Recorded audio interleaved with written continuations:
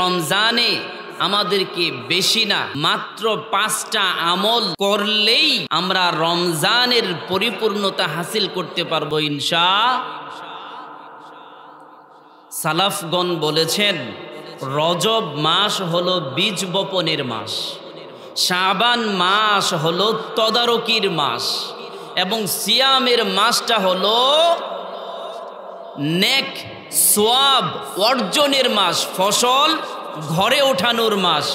এই রমজানুল মুবারকে আল্লাহ পাক রব্বুল আলামিন প্রত্যেকটা নেক আমলের বরকত 1 থেকে 10 গুণ পর্যন্ত বৃদ্ধি করেন বলি সুবহানাল্লাহ।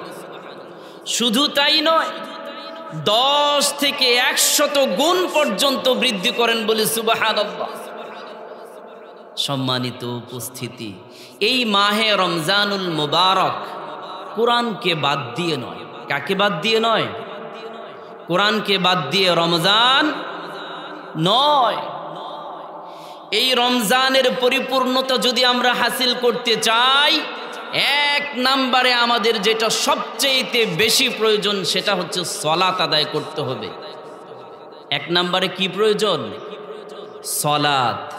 ফরজ সালাত ছাড়ার তো প্রশ্নই আসে না, সেই সাথে বেশি বেশি করে নফল সালাতগুলো আদায় করতে হবে। 2 নাম্বার আফজালুল যিকর তিলাওয়াতুল কোরআন। জিকিরের মধ্যে সবচেয়ে উত্তম হচ্ছে কোরআন তেলাওয়াত। আমাদেরকে তাজবিদের সাথে তারতিলের সাথে কোরআন তেলাওয়াত করতে হবে। এখন বলবেন হুজুর, আমরা তো অনেকেই কোরআন পারি না। আল্লাহর নবী বসে আছেন, এমত অবস্থায় একজন সাহাবী আসলেন, এসে বললেন ইয়া রাসূলুল্লাহ, ইয়া হাবিবাল্লাহ, আমার বয়স হয়ে গিয়েছে,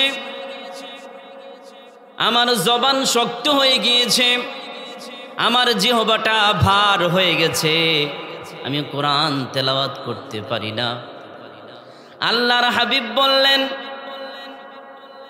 অন্য কেউ যদি সুন্দরভাবে তেলাওয়াত করে সেই যে পরিমাণ সওয়াব পায়, তোমার জিহ্বাটা ভার হয়ে গেছে, তোমার জবান শক্ত হয়ে গেছে, তোমার কোরআন তেলাওয়াত করতে কষ্ট হয়, জড়তা আসে, এরপরেও যদি তুমি কোরআন তেলাওয়াত করো, আল্লাহ পাক রব্বুল আলামিন তোমার আমলনামায় ডাবল সওয়াব দিয়ে দেয়।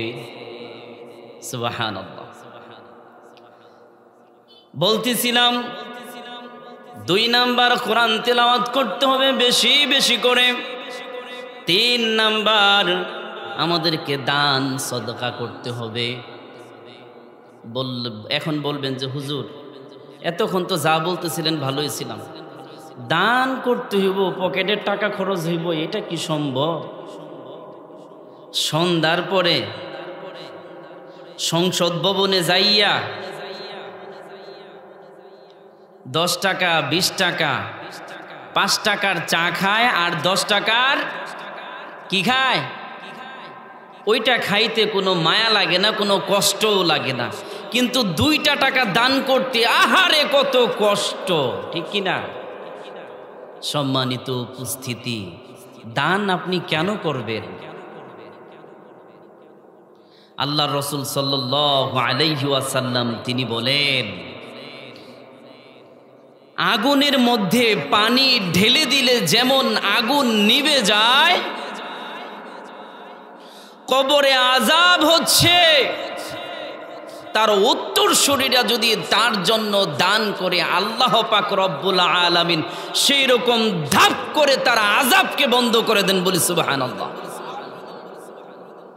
আপনি দুরারোগ্য কোনো ব্যাধিতে ভুগছেন, দিনের পর দিন অতিবাহিত করছেন, রোগ ভালো হচ্ছে না, আল্লাহর সন্তুষ্টি অর্জনে খালেস ভাবে দান করুন। দানের উসিলায় আল্লাহ আপনার বিপদ কাটিয়ে দিবেন, আপনার রোগ থেকে আপনাকে মুক্ত করে দিবেন বলি সুবহানাল্লাহ।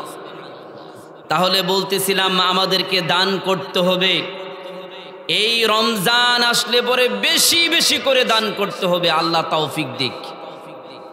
সম্মানিত উপস্থিতি, 4 নাম্বার আমাদেরকে বেশি বেশি করতে হবে তাওবা এবং ইস্তিগফার। বলেন কি করতে হবে? তাওবা ইস্তিগফার। আমরা তো তাওবা ইস্তিগফার করতে চাই না, আমরা তাওবা ইস্তিগফার করতে চাই না। কেন করবো? আমাদের তো কোনো গুনাহ নাই। কি গুনাহ আছে আমাদের? কথা বলেন না কেন? গুনাহ আছে আপনাদের? আমাদের গুনাহ আছে? যদি গুনাহ থাকে তাহলে তাওবা ইস্তিগফার পড়তে হবে। আর যদি তাওবা ইস্তিগফার না পড়েন তাহলে গুনাহ গুনাই থেকে যাবে, আমাদের বাসস্থান, আমাদের স্থান হয়ে যাবে জাহান্নামে। এখানে যারা আছেন তারা কেউ কি জাহান্নামে যেতে চান? কেউ চাই না। আমরা সবাই যেতে চাই জান্নাতে। তা জান্নাতে যদি যেতে চাই তাহলে তাওবা ইস্তিগফার করে আমাদের গুনাহটাকে মোচন করে পাপে পুণ্য পাপটাকে ঝেড়ে ফেলে দিয়ে গুনাহ থেকে পরিপূর্ণভাবে মুক্ত হয়ে গুনাহটাকে নেকি দ্বারা পরিবর্তন করে আমাদেরকে জান্নাতের দিকে অগ্রসর হতে হবে। আল্লাহ আমাদেরকে তৌফিক দিক বলি আমিন।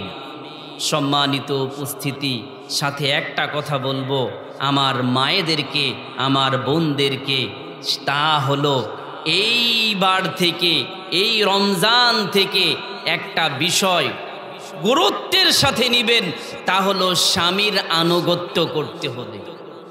আমার মা বোনেরা পর্দার সাথে থাকবেন।